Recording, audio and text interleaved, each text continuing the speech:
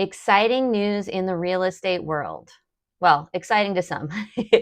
A couple of things.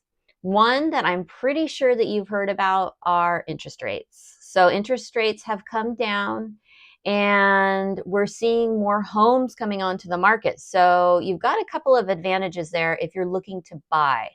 Of course, lower monthly payments and better negotiating power. It's a perfect time to jump in before things get too competitive if they haven't already.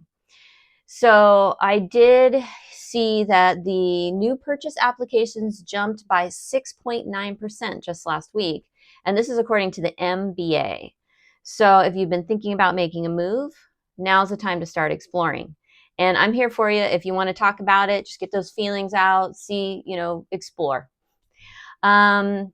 Another thing that's going to be in the news a lot this week is the NAR settlement. So, curious to hear, have you heard about the NAR settlement? What is NAR? So, National Association of Realtors. So, this has been in the news since, I'd say, pretty heavily since March. And some people follow it, some people don't. I've asked family and friends, have you heard about it? And some people say, oh, yeah, that has something to do with commissions, right? And then some people, they're like, no, I haven't heard anything about it at all.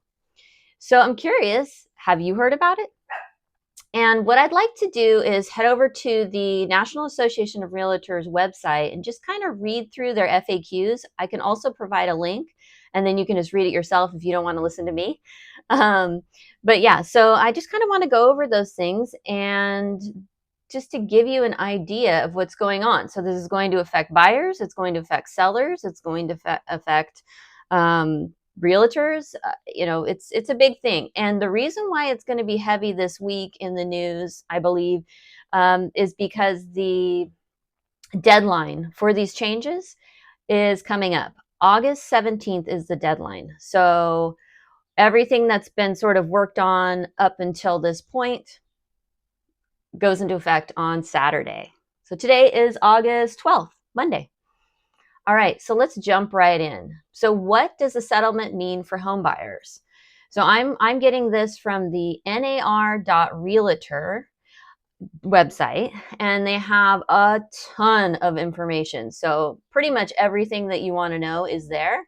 And I'm happy to find out information too. If you have questions, I'm happy to dig in and see. I've been through a lot of training, and with EXP, there's been nonstop talk about it. There's been forms created to make things more simpler for all of us. The buyers, the sellers, the agents. So I've been sort of knee deep in this for a while now. So this is it. It's happening this weekend.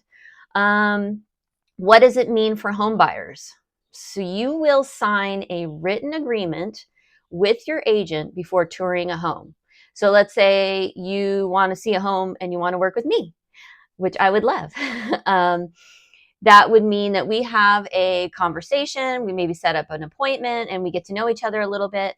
And then you will have to sign a written agreement before I am able to show you a home.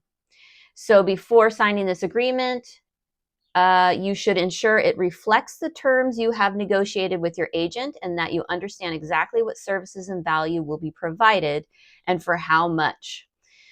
The buyer agreement must include 4 components concerning compensation. So number 1 is a specific disclosure of the amount or rate of compensation the real estate agent will receive, or how this amount will be determined. Number 2 is compensation that is objective and not open-ended. So we can't say whatever the amount the seller's going to pay or, something like this. It has to be an exact amount, percentage, flat fee, hourly, etc. The third thing is a term that prohibits the agent from receiving compensation for brokerage services from any source that exceeds the amount or rate agreed to in the agreement with the buyer. And number 4, a conspicuous statement that broker fees and commissions are fully negotiable and they are not set by law. So these written agreements will apply to both in-person and virtual. So even if you called me today and wanted me, well, I should say, even if we are supposed to start using it now, but let's say you called me Saturday and you said, I want to see that house in Cayucos. Can you do a video tour? We're going to have to talk and we're going to have a written agreement beforehand. And the forms, I will say, that EXP have created are extremely simple. I love them. So we just go through it. It's a one pager and easy peasy. And, these things, can be canceled at any time. You do not need a written agreement if you're just speaking to an agent at an open house. So if you go into an open house and you have questions for them, they are representing the seller and they can provide information to you. Now, once you start working with them to try to get them to be your agent, that's a different story. The seller may agree to offer compensation to your agent. So this practice is permitted, but the offer cannot be shared on the MLS. So the multiple listing service, there are local marketplaces used by both buyer brokers and listing brokers to share information about properties for sale. Nowhere on there can it have the amount that the seller is willing to compensate. So these practice changes will go into effect August 17th. That's Saturday. And like I said, I'll put the links in the description and you can go through and see if there's any other information in there that you like. Now, what does it mean for home sellers? Let's look through their FAQs on that. Well, I guess these aren't FAQs. These are facts that they're providing on their site. What does it mean for home sellers? You still have the choice of offering compensation to buyer broker. So you may consider doing this as a way of marketing your home or making your listing more attractive to buyers. Let me say that again. You still have the choice of offering compensation to buyer brokers. You may consider doing this as a way of marketing your home or making your listing more attractive to buyers. So, the next one, your agent must disclose to you and obtain your approval for any payment or offer of payment that a listing broker will make to another broker acting for buyers. And this disclosure must be made to you in writing in advance of any payment or agreement to pay another broker acting for buyers and must specify the amount of rate or such payment. So you as the seller can still make an offer compensation, but your agent cannot include it on the MLS. MLS is our local marketplace used by both buyer broker. We already went over that.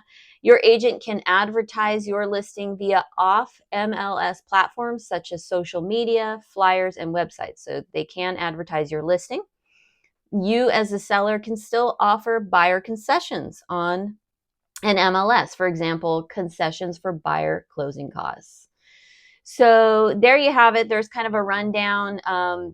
Sellers may have heard in the news different things like, buyer's agent compensations going away and all this kind of stuff. I've seen a lot of very interesting things over the past few months. But the facts are there and it's happening August 17th. So please reach out.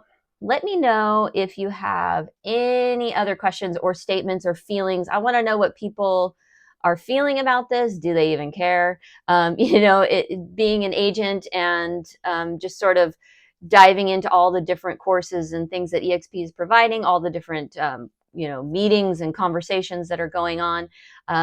It seems like a big deal to me, of course, but I want to know what everybody else thinks. And feel free to drop it in the comments, or if you want to reach out and chat, my contact information is in the description. So we'll see you later in the week. Until then.